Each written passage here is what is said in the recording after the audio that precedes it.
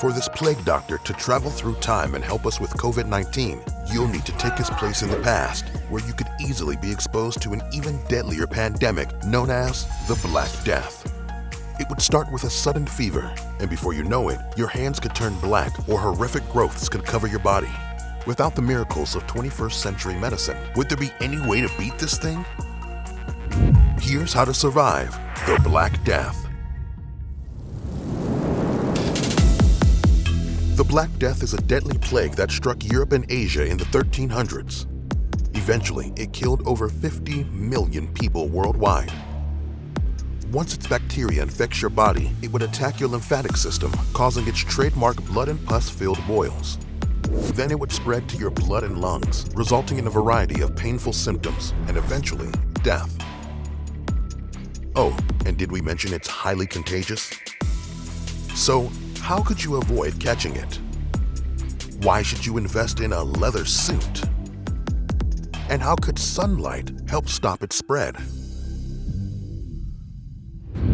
Step 1. Stay away from rodents. One of the main ways the Black Death can spread is through the bite of infected fleas and rats, so don't let them anywhere near you.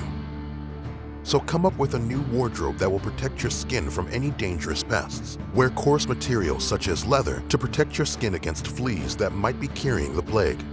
And find some footwear to protect your feet from dirty roads, rats, and other pests. Once your new rodent-proof outfit is complete, you should also reduce the rodent habitat around your home.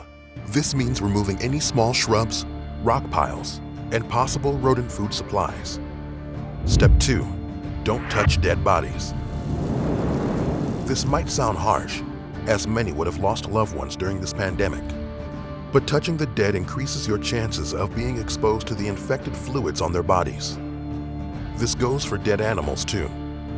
If you have to remove a dead animal, make sure you do it wearing proper protective gear. Step 3. Avoid crowds. While you're avoiding rodents and dead people, you should also avoid living people too. The Black Death is an airborne disease, so the more people there are around you to cough and sneeze, the higher your chances of getting infected. With that in mind, you'll be better off avoiding places where large crowds gather. Step 4. Stay clean. Make sure you take baths often and wear clean clothes. If you don't have access to running water to take a full bath, make sure you at least wash your hands regularly with soap. Wash your clothes often and leave them in sunlight if possible. Scientists have found that sunlight and drying destroy the bacteria responsible for the Black Death, so we recommend that you sunbathe your clothes, high-touch items, and linens as often as possible. Step 5. Wear a mask. This one sounds familiar. The Black Death spreads through infected respiratory droplets in the air, so wear a mask to decrease your chances of getting infected. Build a multi-layer mask with breathable material, or wear a leather one similar to the iconic beaked masks, and wear it whenever you're in close contact with others. And don't stop there.